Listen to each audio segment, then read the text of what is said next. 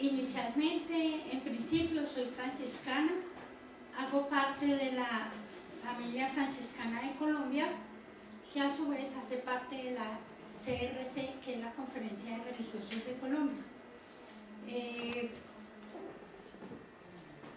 Me voy a referir al contexto actual del proceso de paz en el marco del nuevo presidente Iván Duque. En este esquema general, entonces, tenemos como tres grandes lineamientos donde observamos el incumplimiento al proceso del acuerdo firmado por la FARC y el gobierno Santos. Entonces, inicialmente está el tema de la reforma rural integral, que ese es el punto número 1 del acuerdo. Luego, el incumplimiento del sistema de verdad, justicia y reparación, y cómo va el proceso de acuerdo con el ELN. En el proceso de reforma rural integral tenemos cómo ha sido la reforma a la ley de restitución de tierras, el gabinete actual del gobierno y la erradicación obligatoria de cultivos. Y con respecto al incumplimiento del sistema de verdad, justicia y reparaciones, tenemos también tres aspectos: uno relacionado con la modificación a la JEP, la inseguridad jurídica y el aumento de las disidencias de las FARC. Con respecto a la reforma a la ley de restitución de tierras, este es un proyecto que está en curso en el Congreso de la República y plantea los siguientes cambios. Uno relacionado con un intercambio que no se haga un proceso de restitución, sino un sistema de compensaciones y retorno. El cambio de la fe exenta de culpa a una buena fe simple. Contratos para el uso de predios restituidos, y se desconoce el derecho a uso, desconocimiento a las víctimas poseedoras, la venta forzada, la doble instancia, la carga de la prueba en cabeza del Estado, violando la presunción de inocencia.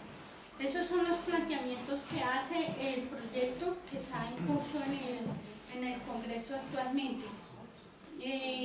Es importante tener en cuenta que la ley de restitución de tierras es la ley 1448 del 2011, y la idea es restituir a las familias desplazadas y desalojadas y despojadas de sus tierras a causa del conflicto armado desde el 1 de enero del 91 hasta el 10 de junio de 2021. A la fecha, se han fallado 4.000 casos, donde se han restituido 300.000 hectáreas, quedando pendientes 700.000 hectáreas por restituir. Al aprobarse esta reforma de restitución, realmente se cambia toda la esencia y naturaleza de la ley, poniendo en riesgo el mismo proceso de restitución. En cuanto al gabinete, se le reconoce al gobierno que por primera vez se tiene un gabinete paritario, 50% mujeres, 50% hombres. Es un gabinete corporativo y tecnócrata.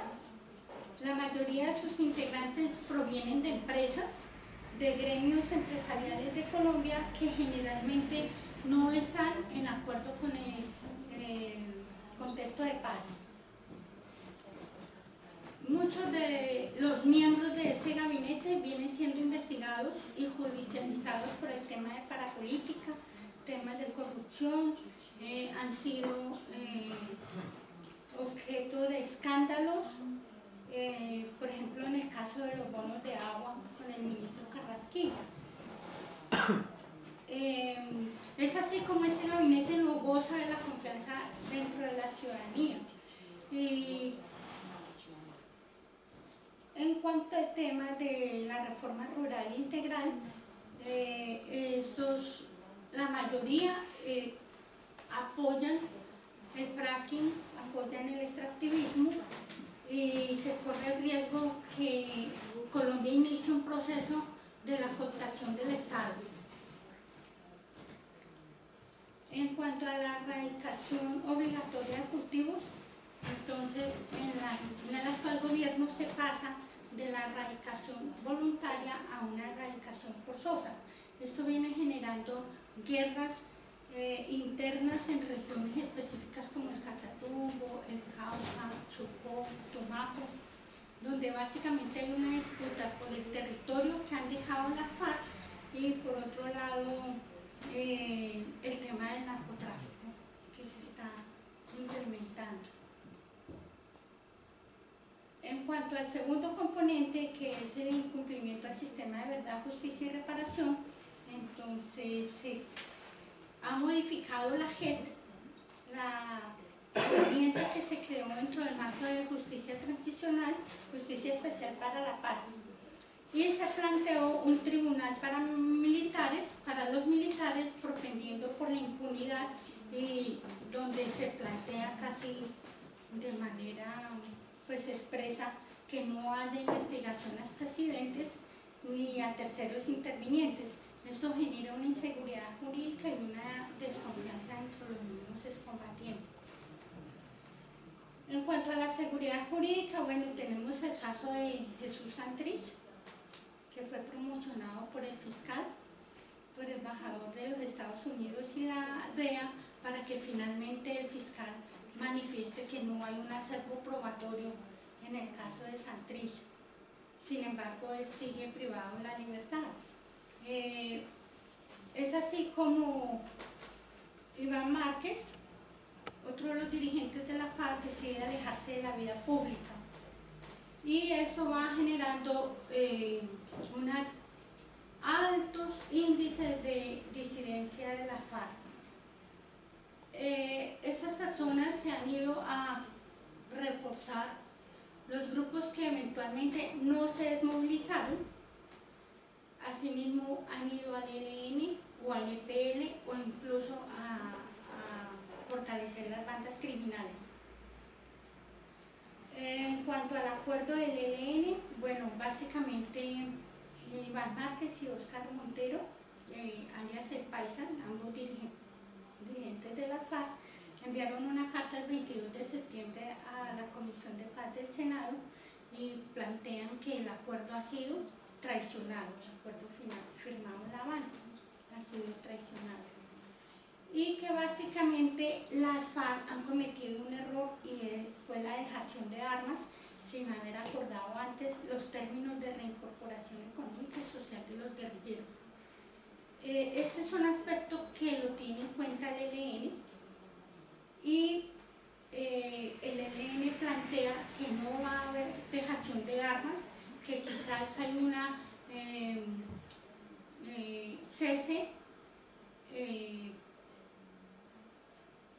un cese, pero plantea que sea un cese bilateral de... se me olvidó el término.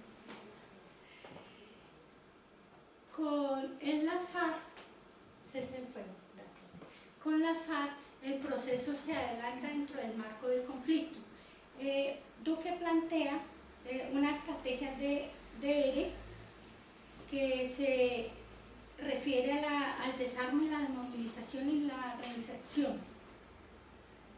Y la guerrilla del ELN traduce esto como una rendición sin condiciones, entonces cada vez la distancia es más grande entre el acuerdo, el ELN y el gobierno. De todas maneras, el ELN plantea una voluntad política hacia el diálogo, y notamos que la resistencia está más en cabeza del gobierno, quien se niega a negociar. Otros aspectos que tienen que ver con el proceso de paz es el asesinato sistemático de líderes sociales. La organización Somos Defensores plantean, aquí tengo un error en la diapositiva, pero realmente son 430 asesinatos sistemáticos que vienen desde el año 2016 a 2018. Y dentro de las causales se plantea la disputa de tierras, los nuevos escenarios de participación política, la explotación minera y extractiva colectiva y el tráfico de estupefacientes. La semana pasada el gobierno Duque hizo el planteamiento del PAO, que es Plan de Acción Oportuna, pero pues todavía no se ha concretado. Básicamente dice que se va a replantear el programa de la Unidad Nacional de Protección para disminuir los tiempos de respuesta en cuanto a las amenazas.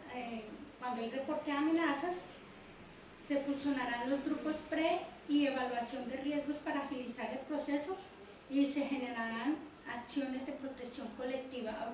Ahorita más adelante Jaime les va a comentar sobre el tema de cómo los trabajadores en defensa de derechos humanos, líderes sociales y ambientalistas, por experiencia propia de Jaime y el Comité Ambiental del Tolima, vienen siendo sujetos de amenazas y las respuestas que han recibido por parte del gobierno.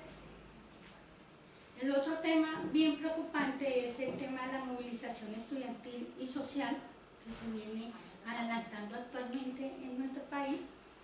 Desde el 10 de octubre las universidades públicas se encuentran en paro, básicamente pidiendo un mayor presupuesto porque las entidades de educación superior están desfinanciadas.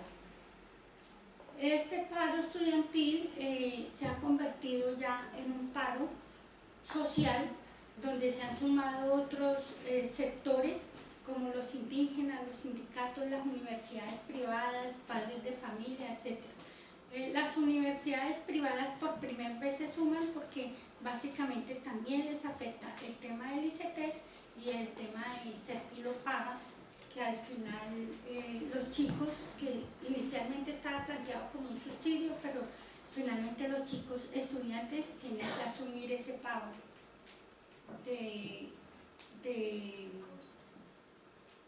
el pago de pues, los costos universitarios en universidades privadas que son supremamente onerosos.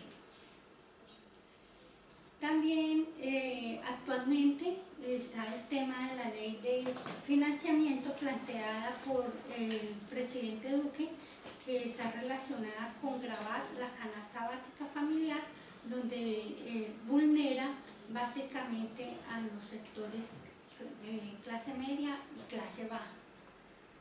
Y es así como actualmente se viene convocando un paro nacional para el 28 de noviembre de 2018.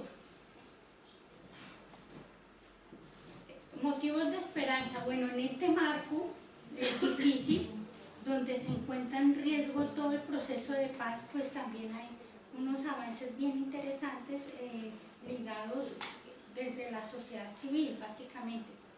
Colombia es un país megadiverso, muy rico todavía en recursos naturales. Ha sido un país generoso y solidario que se ve reflejado en la acogida que se le ha dado a los venezolanos. Afortunadamente la tierra nuestra sigue siendo productiva, entonces se puede compartir. Colombia considera que Venezuela es un país hermano. Colombia ha sufrido los procesos de guerra durante más de 50 años, sabe lo que es el desplazamiento y en esa medida pues acoge a su hermano venezolano y abre sus puertas y comparte. Y desde allí también se vienen gestando como unos movimientos organizativos sociales bien interesantes, venezolanos y colombianos. La sociedad civil se viene empoderando en las comunidades bases, eso se refleja en las marchas, en los movimientos sociales y en las calles, básicamente se ve, se observa. La Iglesia también ha avanzado, es así como la Conferencia Episcopal de Colombia exige el cumplimiento del acuerdo de paz y le está exigiendo al gobierno el acuerdo con el ELN. Y viene construyendo una agenda eclesial para la paz. La Conferencia de Religiosos de Colombia pues congrega a todas las comunidades religiosas de nuestro país, franciscanos, jesuitas, dominicos, tiene su Comisión de Justicia y Paz. Hace más o menos un mes cumplió 30 años la Comisión de Justicia y Paz y viene desarrollando diferentes lineamientos, un trabajo relacionado con la ecoteología, donde se trabaja el tema del gato sí, el acompañamiento a víctimas y familias en dificultades, la defensa de los derechos humanos. Se hace un proceso bien interesante con las víctimas de Trujillo Valle que fueron sujeto de una masacre. También se trabaja la red Tamar, el tema de trata de personas, el apoyo a la mesa ecuménica por la paz, que integra otras confesiones religiosas, y ayer precisamente se hizo un lanzamiento de un programa para la defensa de los bosques tropicales. Se apoya también procesos de reinserción y, bueno, procesos de formación a la luz de la encíclica Laudato Si, en el cuidado de la creación y la casa común. Paz Christi, es importante reconocer también el trabajo que desarrolla en Colombia relacionado con la consulta previa, libre e informada con comunidades indígenas, raizales y rom. También el apoyo a las consultas populares, a la marcha carnaval, caso de la Colosa Tolima, a la que se va a referir mi compañero Jaime, y ha apoyado el proceso de comunidades en resistencia no violenta ante conflictos generados por proyectos extractivos. En su fase inicial, este proceso lo adelantó también con la familia franciscana de Colombia. La REPAN es una propuesta que hace el Papa Francisco en defensa de la Amazonía colombiana, que compete 9 países, y sus problemas están referidos básicamente a la deforestación, la ganadería extensiva, a los monocultivos, el exterminio de los pueblos indígenas, los proyectos megamineros, hidroeléctricas, hidrovías, etc. Entonces, en este tema de la REPAN se viene avanzando también bastante. El otro punto bien interesante es el tema del EPU, que se realizó el examen periódico universal el 10 de mayo de este año a Colombia con relación a los derechos humanos. Por primera vez se incluyen las recomendaciones en el informe el tema de la consulta popular. Es una recomendación que hace México en el numeral 26 y fue gracias a la gestión realizada por la familia franciscana de Colombia y Franciscan International ante las Naciones Unidas. Bueno, ya para terminar, pues un agradecimiento a la Unión Europea por el aporte que ha hecho con respecto al acuerdo de paz, los apoyos que ha dado a nivel político y con fondos como el Fondo Fiduciario. Pedimos que los diálogos sobre desarrollo sostenible se pongan en la agenda, que los planes de desarrollo respeten los resultados de las consultas populares y previas. También Jaime se va a referir a este tema, cómo estamos actualmente. Le pedimos a la Unión Europea, por favor, aumentar la financiación de proyectos de agricultura sostenible,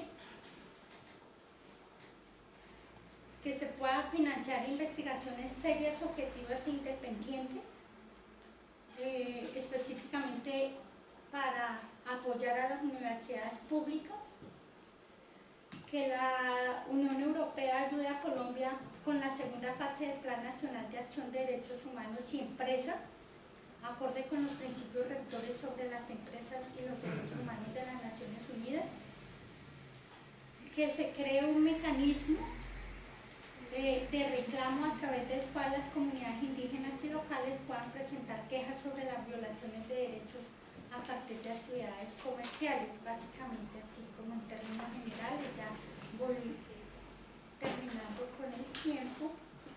Esta es una propuesta que ha hecho el señor Francisco Assisi, ha venido adelantando este proceso y pues es importante continuar impulsando. Bueno, les agradezco. Muchas gracias, Julia Margarita.